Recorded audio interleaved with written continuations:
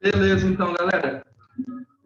Bom dia aí para todos. Estou muito feliz de poder estar com vocês mais uma vez.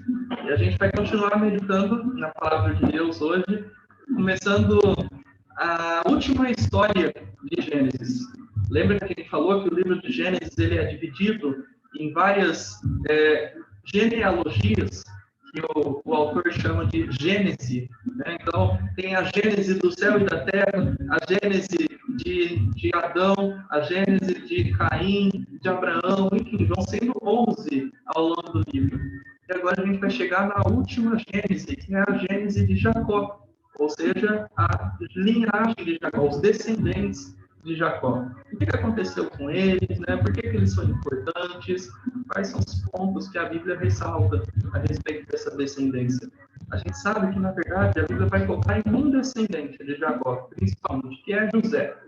Dos filhos que Jacó teve, José é aquele que tem maior destaque na palavra de Deus. Então, a gente vai começar hoje e continuar por alguns meses, porque são muitos capítulos, a ver a história de José. Só vou ajustar aqui o esboço certinho. Beleza. Ok, então vamos pensar no seguinte.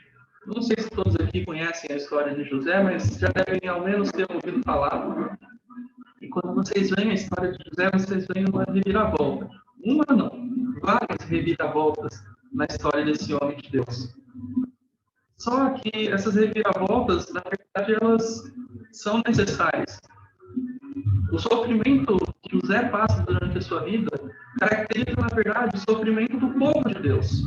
A primeira realidade que a gente precisa ter bem fixa na nossa mente é que o povo de Deus sofre. Sofre por vários motivos, mas, inclusive, um desses motivos é o nosso ensino. E o nosso ensino vai nos moldar como homens e mulheres de Deus. É interessante que nesse capítulo 37, que a gente vai ver hoje, vocês podem abrir esse capítulo já. Capítulo 37, o nome de Deus, ele não é mencionado. Vocês não vão encontrar o nome de Deus nesse capítulo. Mas não é por isso que Deus não aparece, né? Assim como todas as outras histórias que a gente vê que o nome de Deus não é mencionado, se eu não me engano, Gênesis 34, quando o Ricardo falou lá do massacre em Siquém, né? Quando abusaram da filha de Jacó antes do casamento. Lembra que naquele capítulo, se eu não me engano, o Rick falou que o nome de Deus também não aparece? Tem a história de Esther, que o livro todo não aparece o nome de Deus. O livro de Ruth aparece muito pouco o nome de Deus, mas mesmo em todas essas histórias vocês veem Deus presente. Em muitas coisas vocês veem a soberania de Deus ali em ação. Então, mesmo que o nome de Deus não apareça, a pessoa de Deus ela tá sempre ativa, né? Está sempre ali presente e soberano como Deus é. Lembrando aí que no capítulo 36 a gente passou as 2 últimas semanas vendo a gênese de Esaú, o irmão de Jacó, e vimos ali como Deus foi tirado de cena. A aliança com Deus foi esquecida, Deus foi esquecido. Nós vimos as consequências desastrosas na linhagem de Esaú, e vimos também que a profecia que Isaac, o pai de Jacó e Esaú, a profecia que Isaac tinha dado para Esaú, ela se cumpriu. Lembra? Longe das terras áridas você vai habitar. Você não vai habitar em Canaã. Você vai sacudir o jugo, né? O domínio do seu irmão, você vai sacudir com a sua cerviz, o seu pescoço. Você vai tentar se livrar à força do domínio do seu irmão. E foi o que Esaú fez, tentando constituir reinos, criar ali todas as suas riquezas e prosperidade. Só que tudo isso seria às custas da espada. Isaac também fala na sua profecia que a prosperidade de Esaú seria às custas da espada. E ele foi um homem que deu origem a uma descendência dos edomitas, foi uma descendência muito guerrilheira, sanguinária, né? E ali, como a gente já destacou nos últimos estudos, aos olhos do mundo, um homem que teve sucesso, um homem que perdeu a sua herança, não teve apoio financeiro do pai e conseguiu construir um verdadeiro império na sua família. Como esse homem conseguiu sair do fundo do poço e chegar a 1 milhão? A gente poderia ter um livro de autoajuda aí, um livro de coach com esse título, né? Com a autoria lá de Esaú, filho de Isaac. Então, aos olhos do mundo, esse é o segredo do sucesso. Vamos aprender com ele. Porque o cara, né, foi alguém que deixou um legado espetacular. Mas e aos olhos da palavra de Deus? Não é isso que aparece. Mesmo assim, a descendência dos hebreus, eles vêm de quem? Os hebreus vêm de Esaú ou de Jacó? Vêm de Jacó. Então, os hebreus, olhando ali a descendência de Esaú, poderiam se sentir injustiçados, com certos ciúmes, né? Porque, nossa, os edomitas, né, a família do irmão de Jacó, conseguiram tanta coisa. E a gente aqui, os hebreus, a gente só conseguiu 400 anos de escravidão no Egito. Lembrem que o livro de Gênesis foi escrito quando eles tinham acabado de ser libertos da escravidão no Egito. Então, eles ainda estavam esperando. Cadê a prosperidade nossa? Só vi uma prosperidade de Esaú, mas cadê a prosperidade de Jacó? Não é ele que ficou com direito de primogenitura, que foi o herdeiro da aliança de Deus? Cadê a nossa prosperidade? E aí a gente refletiu como o povo de Deus muitas vezes é injustiçado e também precisa lidar com o sucesso dos descrentes, o sucesso dos corruptos, o sucesso daqueles que são pecadores assumidos e querem viver dessa forma. E aí o crente precisa olhar para eles e pensar, isso que eles estão vivendo é temporário. Essa felicidade é momentânea, mas é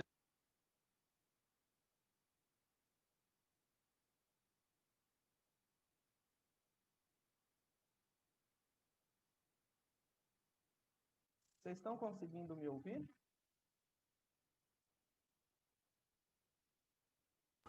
Olha, travou tudo. Acho que travou mesmo. Espera aí que eu vou Achei dar que era o meu. Não, é que travou aqui. Vocês estão me ouvindo, pelo menos? Estamos ouvindo. Sim. Tá. Então me dá um minutinho, porque eu acho que o aplicativo aqui fechou, que eu uso como câmera. Já sei o que é.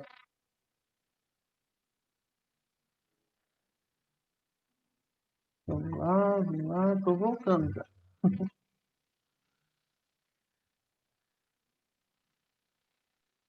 Só mais um minutinho.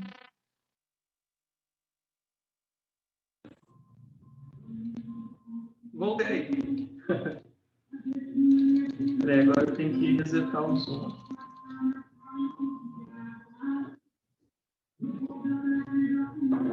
Maravilha. Tá meio torto aqui, peraí. E agora, vocês estão me ouvindo? Tô Estamos. escutando você e o vizinho, parece que bate todo. Nossa, brinca não.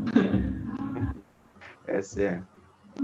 Nossa, esse vizinho aí é brincadeira. Agora, vamos lá, vamos continuar. Se tiver muito ruim o barulho do vizinho, vocês me avisam que eu tento ajustar aqui, cancelar o ruído externo, tá bom? Então, como eu estava falando, Gênesis 36 fala do império que Esaú construiu na sua genealogia. E o povo de Deus, e os descendentes de Jacó, poderiam se sentir injustiçados por tudo aquilo que eles conquistaram, mas eles só conseguiram a escravidão. Mas a hora deles ainda chegaria. Deus ainda cumpriria as suas promessas na aliança com Jacó. Mas enquanto isso não acontece, a história ainda se desenvolve. E aí a gente vai ver que Deus, ele usa o meio que ele quer para cumprir o seu plano de salvação. E ele vai começar a desenvolver esse plano através de um herói duvidoso que aparece aqui na história de Jacó. Então, a partir do versículo 1, a gente vai fazer a leitura aqui, tá? Gênesis 37, verso 1. Habitou Jacó na terra das peregrinações de seu pai, na terra de Canaã. Esta é a história de Jacó. Tendo José 17 anos, apacentava os rebanhos com seus irmãos. Sendo ainda jovem, acompanhava os filhos de Bila e os filhos de Zilpa, mulheres de seu pai, e trazia más notícias deles a seu pai. Muito bem, então aqui a gente já tem uma introdução da história. A história de Jacó, mas que na realidade é a história de José, né? Primeira coisa que o verso 1 diz é que Jacó, ele habitou a terra das peregrinações de seu pai. Que terra é essa? É a terra de Canaã, aquela terra que foi prometida para o povo de Deus. E ele estava ali, finalmente habitando essa terra. Vocês devem lembrar que alguns capítulos atrás, Deus tinha mandado Jacó habitar nessa terra. Mas não foi isso que aconteceu, né? Ele foi para outras terras e ele passou algum tempo antes de ir para a terra das peregrinações de Isaac. Mas aqui, no verso 1 do capítulo 37, Moisés ele vai mostrar, né, nas Escrituras que Jacó finalmente se estabeleceu naquela terra.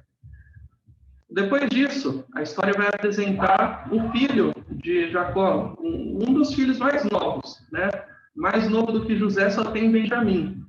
Lembram que a mulher que Jacó amava, Raquel, ela só teve 2 filhos. Ela teve José e ela teve Benjamim, que era o mais novo. Inclusive, ela morreu no parto de Benjamim. E aí, vai falar sobre esse homem, José. A primeira coisa que a Bíblia fala sobre ele é a idade. 17 anos. 17 anos é uma idade, talvez muitos de vocês aqui ainda estejam nessa fase da vida, né? Na fase de transição. E já é muito velho para ser tratado como criança, mas ainda é muito novo para assumir responsabilidades de adulto. É uma fase complicada, uma fase de transição e de pessoas que ainda têm muito que aprender. Já começam a mostrar os seus potenciais, mas ainda tem muito que aprender. E José não é diferente. Ele também estava passando aí por essa fase de transição, né? E continuando aqui, o versículo 2 vai dizer que ele tinha uma profissão, ele apacentava os rebanhos do seu pai junto com os irmãos, né? Mas o que mais nos chama a atenção aqui é que ele acompanhava os filhos de Bila e os filhos de Zilpa. Bom, essas eram as 2 concubinas de Jacó. Lembra que tinha ali, Lia tinha uma concubina e Raquel tinha uma outra concubina. E cada uma delas deram alguns filhos para Jacó. Mas curioso, né? Por que será que José não acompanhava os filhos de Lia e também de Raquel, a sua mãe? Ele não acompanhava. O de Raquel a gente imagina que é porque Benjamim ainda era muito novinho para trabalhar. Ele era mais novo que José, que tinha 17, então ele devia ser uma criança ainda. Mas por que ele não acompanhava os filhos de Lia? Será que era por falta de afinidade? Será que era por algum tipo de rivalidade, por ser, por causa daquela preferência de Jacó por Raquel e não por Lia? Será que isso se estendeu aos filhos? É no mínimo estranho a gente olhar para esse detalhe aqui. Bom, outro detalhe que o texto vai nos mostrar é que José ele trazia más notícias dos seus irmãos para o seu pai, Jacó. Ele era dedo duro dos irmãos mais velhos. Dedo duro. Né? Aí a gente pensa nos princípios bíblicos por trás disso. O que um cristão deve fazer quando existe um pecado? Ele não deve ficar de braços cruzados. Isso é verdade. Mas ele também não deve fazer como como José fazia, que era dedurar os erros dos seus irmãos para o seu pai. A Bíblia, especialmente no capítulo 18 de Mateus, vai trazer alguns princípios para como um cristão deve confrontar o pecado do próximo, confrontar o pecado de um irmão.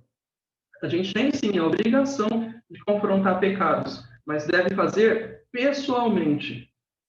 Deve ser um confronto pessoal com a pessoa, sem falar por trás para outros dedurando. Não, primeiro você confronta, especialmente se você estiver envolvido, né, nesse pecado. Além disso, existe a necessidade de tratar com testemunhas desses erros. Então, em toda a Bíblia, Deus sempre vai mostrar a importância aí de 2 ou mais testemunhas para um erro que você está testemunhando ali e precisa confrontar. E por fim, caso não haja arrependimento, aí deve ser relatado a liderança. No caso aqui, era Jacó. Mas José, ainda na sua imaturidade, por falta de instrução ou por qualquer outro motivo, ele estava ali fazendo só a última parte, que era dedurar seus irmãos mais velhos. É claro que isso despertou a ira dos seus irmãos, como a gente vai ver no texto, e isso vai mostrar, né, no fim das contas, que essa família de Jacó era uma família assim toda bagunçada, uma família altamente disfuncional, que estava ali tendo sérios problemas de relacionamento, de criação, e isso é uma pena. A gente vai ver isso em toda a história de José, como essa família era uma família bagunçada. Interessante a gente notar nesse capítulo que a palavra sonhos vai aparecer 7 vezes e a palavra irmãos vai aparecer 21 vezes. Então, o foco central aqui parece que está em torno desses sonhos de José e dos seus irmãos, do seu relacionamento com seus irmãos. Mas é um foco negativo, porque é justamente isso que vai evidenciar como essa família é bagunçada e que vai dar um fim triste nesse começo da história de José. Mas lembra que é só o começo da história, ainda tem muita coisa para acontecer. Verso 3, então, ele vai dizer o seguinte: Ora, Israel amava mais a José que a todos os seus filhos, porque era filho da sua velhice, e fez-lhe uma túnica talar de mangas compridas.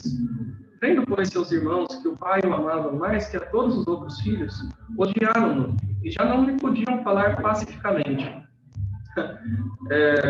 É curioso, mas seria até engraçado se não fosse trágico, como Jacó parece que ainda não aprendeu todas as lições na sua vida. Mesmo tendo passado por uma transformação depois de se encontrar com Deus, ele ainda não aprendeu algumas lições. E uma delas é a lição de não amar um filho mais do que outros. Não ter aquela predileção, né? Ter um filho predileto. Porque ele já tinha sentido isso na própria pele. Seu pai, Isaac, ele amava mais Esaú do que ele. E ele se sentiu excluído ali pelo seu pai, né? É verdade que Rebeca amava ele mais do que Esaú também, por outro lado. Mas Jacó deveria ter aprendido como esse tratamento especial para com alguns filhos não era justo, não é o correto, não é a vontade de Deus. Jacó começou a mostrar isso quando ele amava mais a Raquel do que a Lia. E tendo 2 esposas, o que já não era plano de Deus, mas já que ele tinha 2 esposas, ele devia entregar para elas o mesmo tratamento. Mas não, ele amava mais a Raquel e agora ele ama mais o filho da Raquel. E ele continua estendendo esse amor, essa predileção ao filho de Raquel.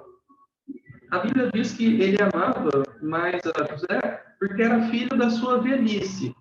Então, talvez ali por ser quase o caçula, né, o segundo filho mais novo, ele tinha um carinho especial, mas colocar um tratamento diferenciado não é correto. E ele vai manifestar esse amor a mais que ele tinha por José, dando um presente muito especial para José. Jacó, ele dá uma túnica, não só uma túnica normal, mas uma túnica que a Bíblia diz que tinha as mangas compridas, uma túnica talar de mangas compridas. Algumas versões acrescentam que ela era toda colorida, né?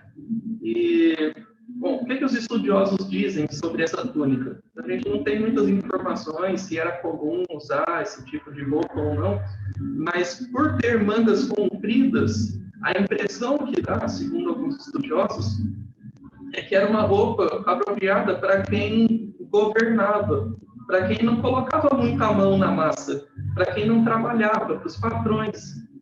Então, quando Jacó dá essa túnica, parece que ele está mostrando ali que José, embora acompanhasse o serviço dos seus irmãos, não era alguém que trabalhava, que colocava a mão na massa. Ele só ficava ali acompanhando e até supervisionando, né? Como a gente vê que ele dedurava os seus irmãos. E, bom, a primeira coisa que eu quero trazer para a gente aqui, nessas dificuldades em aprender lições, é que assim como Jacó, a gente tende a perpetuar o erro dos nossos pais. Coisas que os nossos pais fazem e a gente na criação observa eles fazendo, a gente tende a repetir esses erros. Isso é batata. Eu acho que se vocês talvez nunca perceberam, alguém deve ter comentado com vocês: nossa, você faz isso igual ao seu pai, igual à sua mãe. Quando é uma coisa boa, tudo bem, mas quando é uma coisa ruim, como é lamentável isso. Então a primeira coisa que a gente precisa fazer é olhar para trás e usar essas experiências ruins que os nossos pais, ou até os nossos irmãos mais velhos, né? Alguns aqui têm irmãos mais velhos que já pisaram na bola em algumas áreas da vida, e a gente tende a não repetir esse erro. Por exemplo, eu vou pensar aqui no primeiro exemplo de irmãos mais velhos que eu lembrei aqui, a Mayra e a Maísa. A Mayra tem alguns anos a mais do que a Maísa, né? Uns 7, 8 anos a mais, se não me engano. E a Mayra teve a vida dela, adolescência, começo de juventude, e deve ter feito coisas boas e coisas ruins. A Maísa viu essas coisas. Só que a Maísa tem agora o aprendizado e a oportunidade de não repetir esses mesmos erros que ela viu a irmã dela fazendo. Mas não, né? Parece que hoje em dia, os irmãos mais novos, os caçulas, eles tendem a pensar o contrário, né? Ah, se ele fez, eu também posso. Se ela fez isso, eu também posso. Também tenho o direito de errar. Não digam isso, porque só quem errou sabe como isso é doloroso, como isso traz um peso para a vida da pessoa. E eu imagino que a Mayra não me deixa mentir quanto aos erros, né, que não devem ser repetidos pela Maísa. Isso com todos os outros irmãos mais velhos também, né? Bom, até aqui alguém quer comentar alguma coisa antes da gente continuar? Tá tudo bem, pode continuar. Beleza, então. Verso 5, então. Teve José um sonho e o relatou aos seus irmãos. Por isso, o odiaram ainda mais, pois lhes disse: rogo-vos, ouvi esse sonho que tive. Atávamos feixes no campo, e eis que meu feixe se levantou e ficou em pé. E os vossos feixes rodeavam e se inclinavam perante o meu. Então lhe disseram seus irmãos: reinarás com efeito sobre nós? E sobre nós dominarás realmente?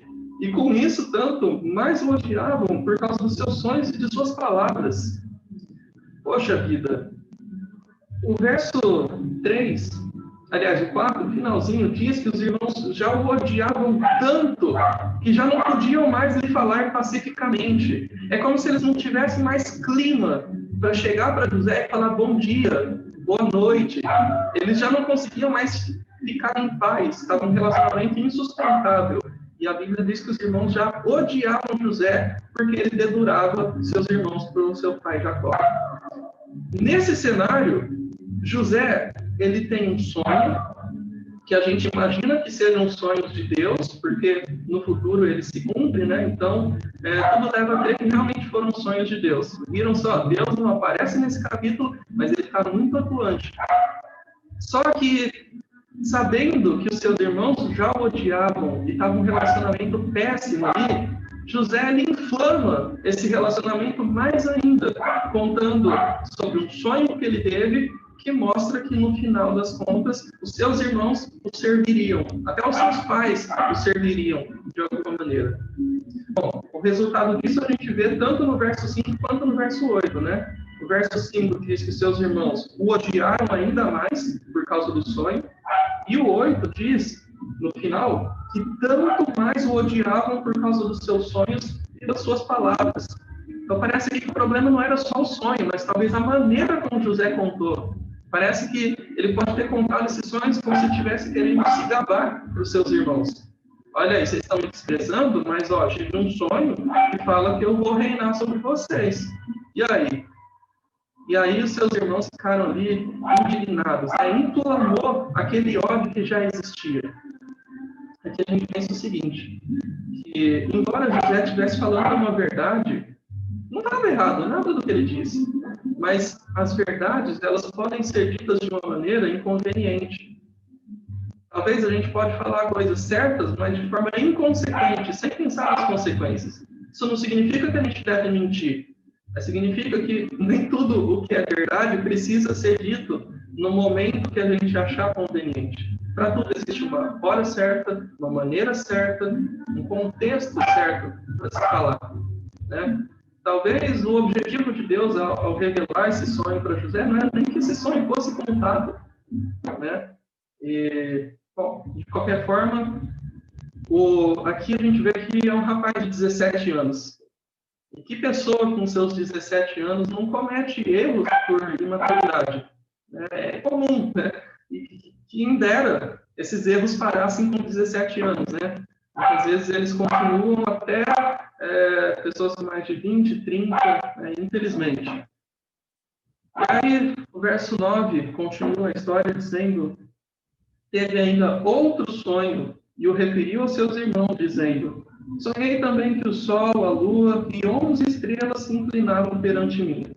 Contando a seu pai e a seus irmãos, repreendeu o pai e lhe disse: que sonho é esse que tiveste? Acaso viremos, eu e tua mãe e teus irmãos, a inclinar-nos perante a ti em terra? Seus irmãos lhe tinham ciúmes. O pai, no entanto, considerava o caso consigo mesmo. O Jacó, ele realmente não tinha muito tato com a família, né? Infelizmente, ele tinha muitos problemas para pastorear as suas esposas, os seus filhos, e isso é lamentável. Um homem de Deus, ele deve saber pastorear a sua família. Quando Jacó descobre que José teve um sonho e que isso foi um motivo de briga, ali, um motivo de intriga na família, o que é que um homem de Deus, que pastoreia bem a sua família, deve fazer? Tratar essa intriga em primeiro lugar, resolver a situação, né? Fazer a justiça ali com quem precisa ser feito, disciplinar os filhos, enfim, fazer aquilo que é necessário. Mas Jacó faz o quê? Ele chega para José e diz: meu filho, que sonho é esse que você teve? Jacó estava preocupado com o sonho, sabe por quê? Porque Jacó sabia o que era ter um sonho profético. Ele teve um sonho desses quando Deus revelou algo para ele. Mas Jacó sabia o que era ter uma profecia a seu favor. Ele, Jacó, se entende por gente, ele já tinha uma profecia falando que ele reinaria sobre o seu irmão Esaú. E agora, quando ele ouve José falando coisas parecidas, ele diz: nossa, quer dizer que os irmãos de José, e até mesmo eu e as minhas esposas, a gente vai servir a José no futuro. Jacó estava preocupado consigo mesmo. Ele não estava preocupado com a intriga na família. Parece muito lá no capítulo 34, né, quando tem aquele massacre em Siquém, e ele chega para os filhos e diz: meus filhos, o que vocês fizeram? Agora o pessoal de Siquém vai se virar contra mim. Que visão mais egoísta do Jacó, né? É triste a gente ver como ele estava preocupado com o seu próprio ego ali. Infelizmente, ele não teve um pastoreio digno de ser imitado. Tomara Deus que quando for a nossa vez de pastorear a nossa família, a gente saiba se colocar na linha de frente, ali para sofrer o maior dano, e não se colocar na linha de trás e deixar a família toda se desmoronar e a gente se proteger. Não. A gente deve se colocar na linha de frente e suportar ali todos os fogos cruzados da família, se for necessário. Mas uma intriga, ela deve ser tratada. Um pecado, ele deve ser confrontado. E aí a gente continua a nossa história no verso 12, que vai dizer o seguinte: e como foram os irmãos apacentar o rebanho do pai em Siquém, perguntou Israel a José. Israel é Jacó, né? Vamos lembrar que era um outro nome dele. Não apacentam seus irmãos o rebanho em Siquém? Vem, enviar-te-ei a eles. Respondeu José: eis-me aqui. Disse-lhe Israel: vai agora e vê se vão bem os teus irmãos e o rebanho, e traz-me notícias. Assim o enviou do vale de Hebrom e ele foi a Siquém. E um homem encontrou a José, que andava errante pelo campo, e lhe perguntou: o que procuras? Respondeu: procuro meus irmãos. Disse-me: onde apacentam eles o rebanho? Disse-lhe o homem: foram-se daqui, pois ouvi-os dizer: vamos a Dotã. Então seguiu José atrás dos irmãos e os achou em Dotã. De longe viram, e antes que chegasse, conspiraram contra ele para o matar. Olha só, aqui o plano dos irmãos começa a ser maquinado, né? Mas antes de chegar no plano dos irmãos, vamos pensar no começo do trecho aqui, verso 12. Ele vai mostrar que Jacó estava preocupado com seus filhos. E era uma preocupação legítima, porque aonde que eles estavam aqui, verso 12 diz, eles estavam em Siquém. Siquém é a mesma região daquele rapaz que abusou da filha dele, de Diná, onde teve todo aquele massacre. Então, o que vocês acham? Os filhos de Jacó eram bem-vindos ali em Siquém? Não, né? Com certeza não eram bem-vindos. Depois de tudo que eles fizeram de massacrar os homens de lá, é muito estranho pensar que eles precisaram voltar para Siquém. Mas eles voltaram. E ali estavam os irmãos, mas José tinha ficado em casa. Isso é mais um sinal de que ele não botava a mão na massa. E aí Jacó chega para ele e pede: ô José, faz o seguinte, vai lá em Siquém, ver os seus irmãos e me traz notícias deles. Né? Talvez notícias boas ou notícias ruins, porque ele já estava acostumado a dedurar os irmãos, então me traz as notícias, né? E aqui a gente vê mais um ato inconsequente de Jacó, porque não era exatamente isso que tinha criado intriga entre José e os seus irmãos, o fato de ele dedurar os erros deles para o pai, e agora o pai manda lá para ele fazer exatamente a mesma coisa. Ô filho, vai lá, vai dedurar seus irmãos lá para mim, por favor. Então, é muito estranho ter essa ordem de Jacó. Mas ele mandou José e José foi. E aí a gente vê mais uma vez a provisão silenciosa de Deus. José, ele foi para Siquém, mas não encontrou os irmãos. E a Bíblia diz que ele andava errante, ou seja, ele estava perdido. Estava tipo eu quando preciso ir para algum lugar e nem o GPS me ajuda. Eu fico ali olhando, e agora o que eu faço? O que eu faço? E aí Deus ajuda José. E do nada, um homem estranho, que a Bíblia nem dá detalhes sobre ele, chega para José e fala: e aí, você está procurando alguma coisa? Detalhe, podia ser um ladrão, um bandido. Imagina aquele rapaz novinho, ingênuo de tudo, com uma túnica toda colorida, né, pouco chamativo, ali andando no meio da rua, falando: opa, a família desse cara deve ter dinheiro, hein? Imagina se ele quisesse se aproveitar de José. Mas aí está a provisão silenciosa de Deus. Deus colocou um homem bem intencionado no caminho de José, que ajudou. E aí José falou: estou procurando meus irmãos, eles eram para estar aqui em Siquém, mas eles não estão. Aí ele falou: não, eu vi uns homens indo falando que iam lá para Dotã. Então devem ser seus irmãos, vai lá procurar eles. E era justamente onde os irmãos estavam. E aí que a gente chega no verso 18 e vê que os irmãos, depois de todo esse relacionamento insustentável que eles estavam vivendo, os irmãos vêm aqui José e vai falar: não é possível. A gente estava tão bem aqui e aparece esse sonhador para encher a nossa paciência. Bom, a gente vai ver o que acontece depois de reiniciar a nossa sala aqui, tá? Está quase terminando o tempo. A gente já volta e vê o que aconteceu, tá bom? Beleza, pessoal. Então a gente está entrando agora no versículo 19, quando José encontra os seus irmãos, e os seus irmãos dizem, o verso 19, diziam um ao outro: vem lá o tal sonhador. Vinde, pois, agora, matemo-lo e lancemo-lo numa dessas cisternas, e diremos: um animal selvagem o comeu, e vejamos em que lhe darão os sonhos.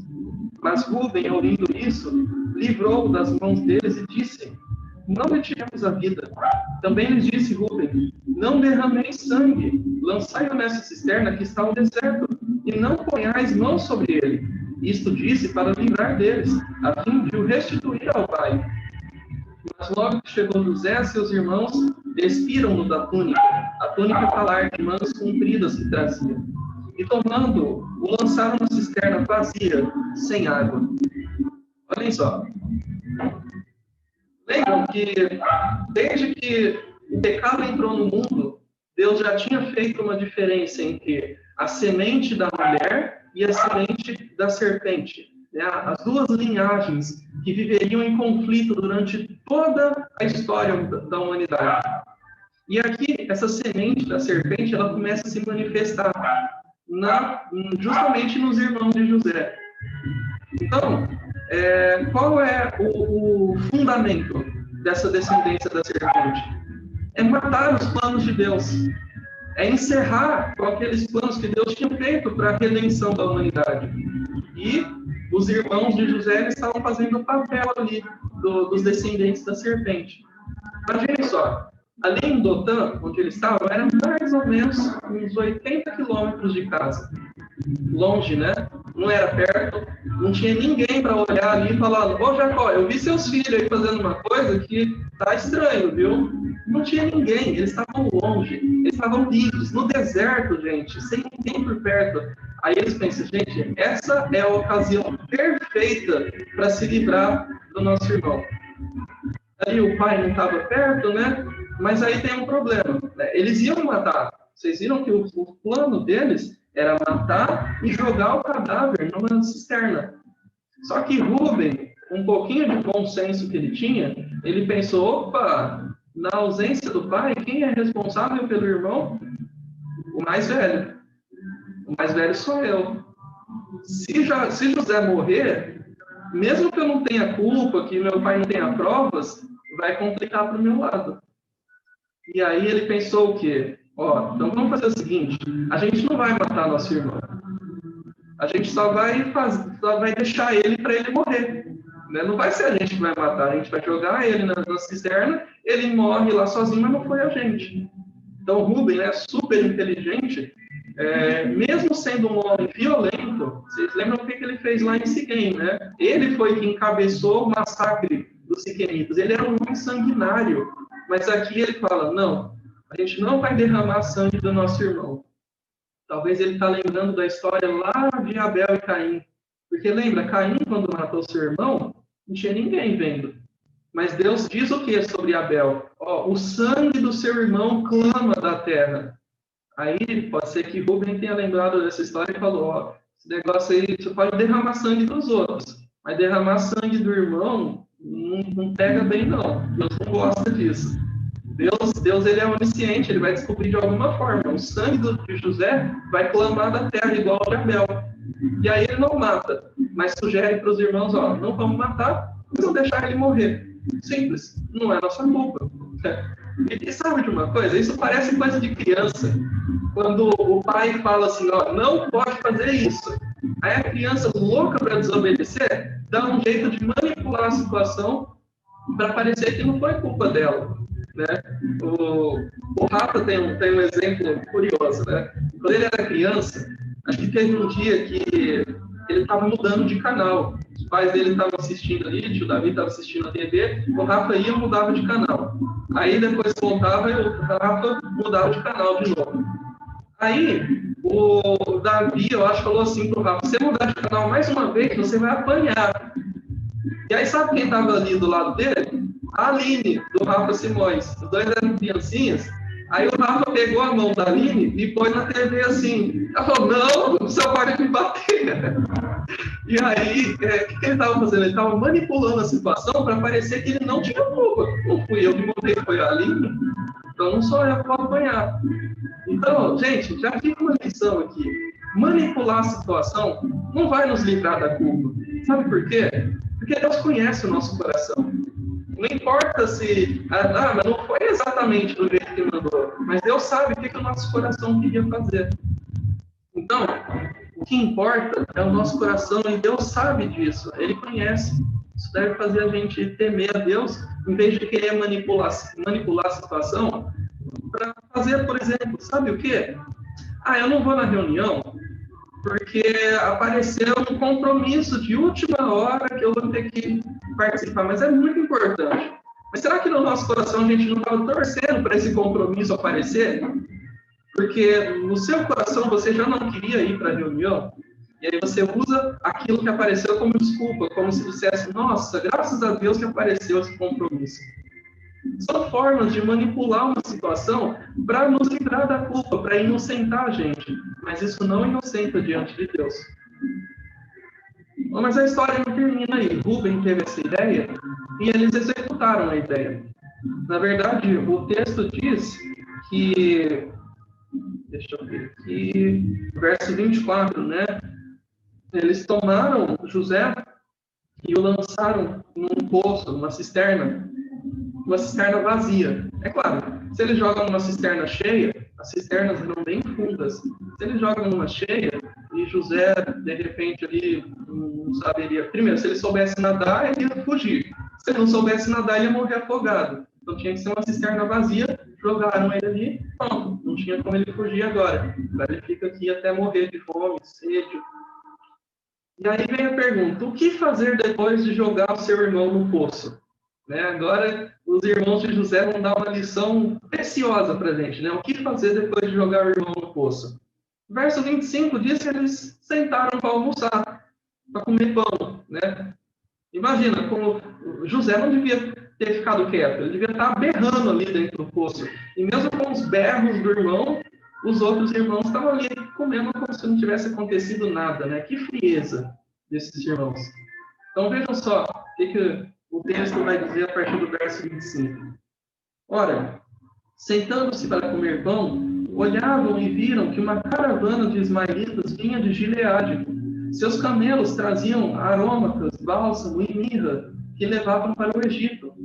Então disse Judá a seus irmãos, de que nos aproveita matar o nosso irmão e esconder-lhe o sangue? Inde, vendamo-lo aos ismaelitas, não ponhamos sobre ele a mão, pois é nosso irmão e nossa carne. Seus irmãos concordaram. E passando os mercadores midianitas, os irmãos de José o alcançaram e o tiraram da cisterna e o venderam por 20 ciclos de prata aos ismaelitas. Estes levaram José ao Egito. Então vejam só, eles foram almoçar, mesmo com o irmão dele em perigo, ali gritando, eles não estavam nem aí, continuaram vivendo a vida deles normal. Isso é natural de quem comete um pecado, de fingir que não fez nada de errado. Não, as coisas estão acontecendo, mas a culpa não é minha. Eu fui forçado aí pelas circunstâncias, eu não sou culpado. E aí, quando eles estão nessa situação, aparece ali uns mercadores midianitas. Uma curiosidade aí, o povo de Midian vem, sabe de quem? De Ismael, o irmão de Abraão. Então, olha aí Ismael aparecendo na história de novo, na pessoa dos midianitas. Né? Eles estavam ali relacionados. Mas isso foi só uma curiosidade mesmo. Esses homens, eles eram mercadores, que eram daquele tipo, que eram chamados de mascates. Sabe o que os mascates faziam? Eles compravam coisa num lugar e vendiam em outro. Eles ficavam ali viajando em vários centros diferentes. E eles estavam passando no deserto, e aí provavelmente Rubem, ele não estava ali junto com eles. Ele deve ter saído, né? Tanto que o verso 29 fala que Rubem voltou à cisterna. Então Rubem tinha saído para algum lugar na hora do lanche deles ali. Na falta do irmão mais velho, o segundo irmão mais velho, Judá, aliás, o terceiro irmão mais velho, Judá, o segundo era Levi, o terceiro irmão mais velho, ele tem uma outra ideia brilhante. Ele fala assim, gente, mas por que matar o nosso irmão? Ele fala, de que nos aproveita matar o nosso irmão e esconder-lhe o sangue? Então vocês estão vendo aí que Judá reconheceu que no fim das contas eles estavam matando, sim, ao contrário do que Rubem estava sugerindo, a gente não vai matar, a gente vai deixar ele morrer. Aí Judá fala, mas por que matar o nosso irmão? Então ele reconhecia que estava matando sim. E ele fala, gente, não vai dar certo se a gente deixar ele morrer, porque a gente vai ser culpado do sangue dele do mesmo jeito. Então, vamos fazer o seguinte, estão vindo esses mercadores aí, a gente vende nosso irmão para eles. Aí a gente vai ficar livre da culpa, totalmente livre da culpa, e ainda vai lucrar com isso, gente. Olha que beleza. A gente vai se livrar do irmão, não vai precisar matar ele, e ainda vai ganhar dinheiro. Sabe aqueles memes que o povo fala, né? Estou fazendo as contas para esse mês, e não tem jeito, eu vou ter que vender meu irmão. Eles fizeram isso, venderam os irmãos, né? Mas isso não foi bom, isso não foi aprovado aos olhos de Deus. Então, se você aí está querendo vender o seu irmãozinho, não faça isso. Tá? Isso não é bom aos olhos de Deus, isso é um pecado. Mas vejam só, né, como, mais uma vez, a providência silenciosa de Deus entra em cena. Se não fossem aqueles homens aparecer ali, José ia morrer de fome. Mas aqueles homens apareceram. E eram homens que iam levar José lá para o Egito. E que ele ia ser escravo de um tal de Potifar. E esse tal de Potifar colocaria ele na prisão. E lá na prisão, ele seria esquecido por pessoas que ele ajudou. Mas ali, depois, quando ele é liberto, ele chega ao faraó, resolve um probleminha do governo e vira governador do Egito. Tudo por causa desses homens que passaram ali no deserto. Então, viram mais uma vez a providência silenciosa de Deus entrando em cena? Sabem de uma coisa? Os planos de Deus, eles são perfeitos. Só que a gente tem uma visão muito limitada. A gente não enxerga as coisas. Tem uma música muito bacana que fala que Deus ele é um tapeceiro. E a nossa vida é uma obra de tapeçaria. É muito bacana essa música. E eu lembrei dela quando a gente lia aqui esse texto, porque qual é a comparação que o autor da música faz sobre o tapete? O tapete, você está vendo o bordado dele, bonitinho, de um lado. Mas se você olha as costas do tapete, está tudo esquisito. Você não sabe que desenho que está querendo formar no tapete se você olhar as costas. Não sei se vocês têm alguma camiseta com estampa. Se você olhar ela do avesso, é a mesma coisa. Você não enxerga a estampa direito. Você enxerga tudo feio. Aí você vira do lado certo e fica a estampa, né? Estampa bordada, no caso. Né? Estampa de desenho, assim, silcada, vai parecer normal. Mas então é isso. Os planos de Deus são como um tapete. Se você olhar do lado errado, você não enxerga a beleza, o objetivo por trás disso.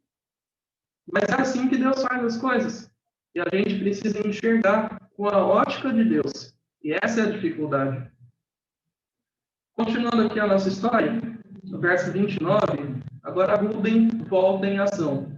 Né? E preocupado pelo que aconteceu. No verso 29, tendo Rubem voltado à cisterna, eis que José não estava nela. Então rasgou as suas vestes. E voltando aos seus irmãos, disse: não está lá o menino? E eu, para onde eu irei?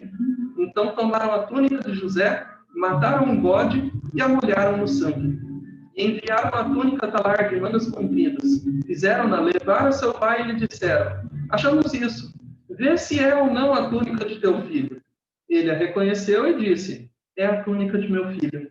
O animal selvagem o terá comido. Certamente José foi despedaçado. A maldade, ela muitas vezes ela é irônica. Nesse caso, o enganador, Jacó, né? Jacó, que era trapaceiro, era um enganador, que enganou seu pai usando a roupa do seu irmão e um animal que matou no campo. Agora ele é enganado pelos seus filhos, usando a roupa do seu filho e usando o sangue de um animal que foi morto no deserto. Parece muito irônico, né? Essa reviravolta. O enganador foi enganado. E aqueles que enganaram usaram as roupas de um animal. Do mesmo jeitinho que ele fez com seu pai Isaac. Quando tomou as roupas de Esaú, que tinha o cheiro dele, que fazia ele parecer peludo, né? Usou um animal como alimento, falando: é a comida do animal que eu peguei lá no campo. Né? Mas como você chegou tão rápido? Foi Deus que mandou esse animal. Lembra da história? Agora está acontecendo exatamente, né, de uma forma muito parecida com Jacó. Essa é a ironia da maldade. Então, voltando aqui, né, quando Rubem volta lá na cisterna, ele fala: gente, José não está aqui. Mataram ele. Sumiram. Agora eu estou no salvo. Né, eu vou ser culpado de tudo isso. Aí os irmãos chegam e falam: calma, a gente pensou numa coisa melhor. A gente vendeu ele como escravo. E agora a gente vai dar um jeito de enganar o pai, né? Porque senão, se a gente não tiver a prova de que a gente é inocente, ele vai acusar a gente. Porque a gente odeia ele, a gente estava querendo acabar com ele mesmo. Então, aí ele vem pra gente, o que o pai vai pensar? Que a gente matou. Então, a gente pegou a túnica dele, e agora a gente vai molhar com o sangue do animal para falar lá que ele brigou com o animal e o animal matou ele. E foi o que eles fizeram. Mais uma vez, manipulando a verdade.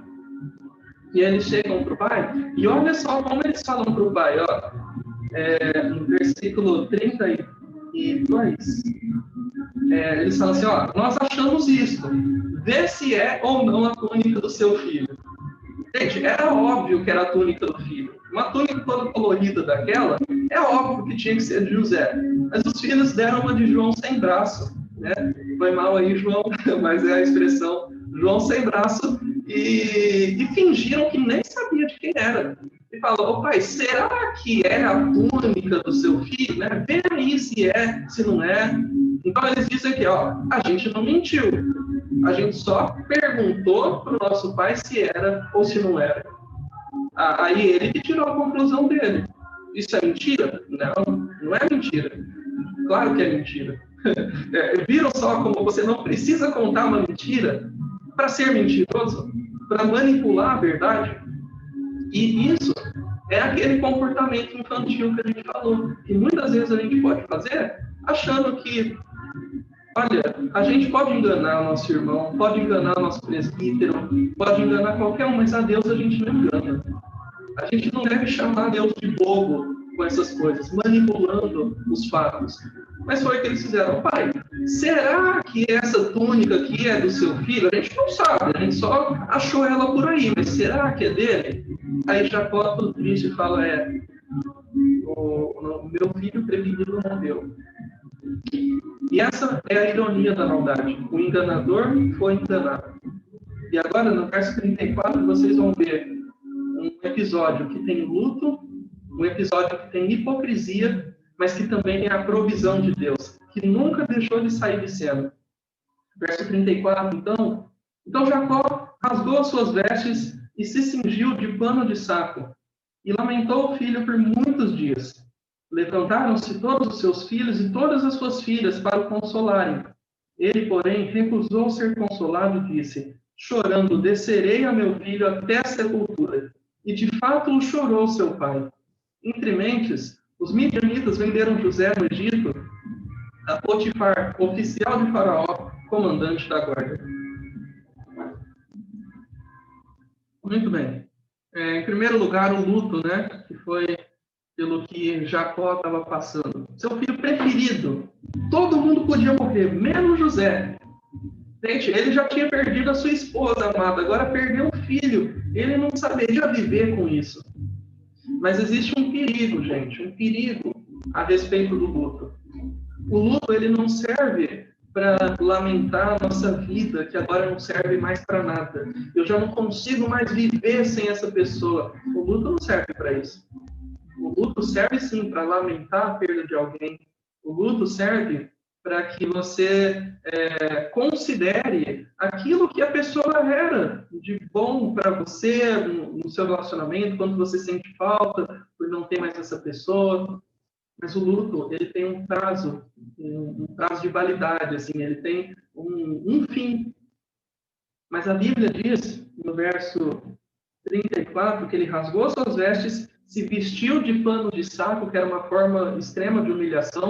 Até aí, ok, era comum na cultura eles fazerem isso como sinal de luto. Mas ele lamentou o filho por muitos dias. E como dias, a gente não entende 1, 2, 3 dias. É dias no sentido de muito tempo. Ele lamentou seu filho mais do que o comum. Seu luto não durou alguns dias e meses, durou talvez anos. E ele explica depois, né, quando tentam consolar ele, ele fala, chorando, verso 35, quase o final, chorando, descerei a meu filho até a sepultura. E de fato chorou seu pai. Então, a Bíblia está dizendo que Jacó manteve o luto dele até a morte. Ou pelo menos até quando ele achava que José estava morto. Depois que ele descobriu que José estava vivo, vários anos depois, aí o luto passou. Mas se não fosse por isso, ele ia ficar de luto até o dia que ele morresse.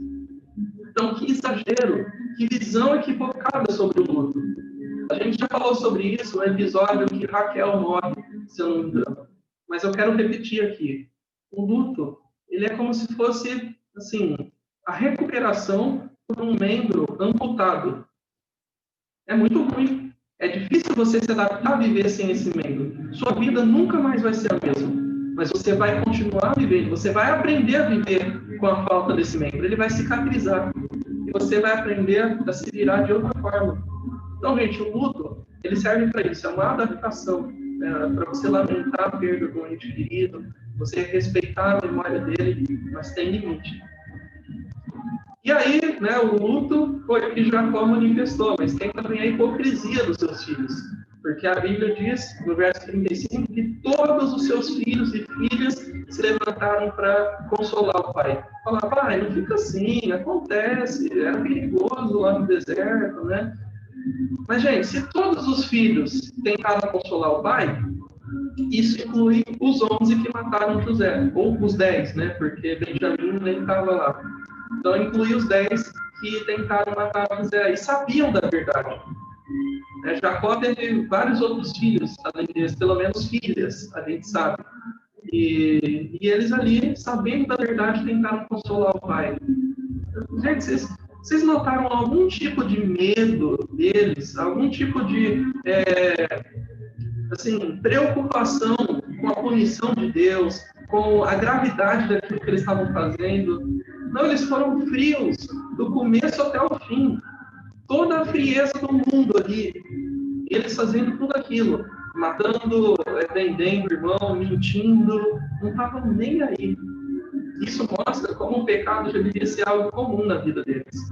Quando a gente peca com uma frieza, é porque a gente já está acostumado, a gente já está cauterizado ali, já não sente mais a consciência pesando. E aí, a gente já viu o luto, viu a hipocrisia, e agora a gente vê no final do capítulo uma luz no fim do túnel, a provisão de Deus se apresentando.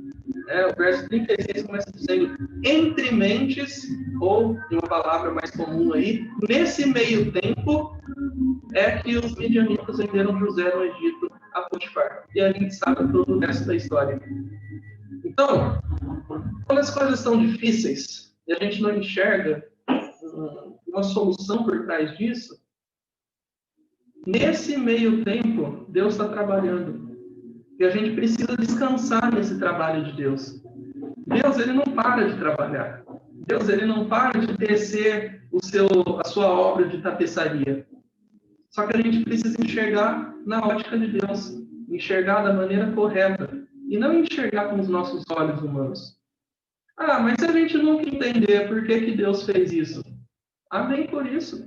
Deus não garante que ele vai fazer a gente entender. Pelo menos não nessa vida. Quem sabe lá no céu, a gente pode levar lá uma listinha de perguntas e Deus vai responder tudo. Mas aqui não. Aqui Deus não promete nada disso. Por exemplo, Jó, vocês conhecem toda a história e como tudo se desenrolou para o final feliz, mas Jó não descobriu por que ele sofreu. Ele não leu o capítulo 1, que fala que Satanás estava acusando ele diante de Deus e Deus estava provando a fé dele. Ele não sabe que ele fez parte de uma discussão entre Deus e Satanás a respeito da fidelidade dele. E que ele acabou servindo para a glória de Deus porque ele provou que Deus estava certo. Ele não soube de nada disso.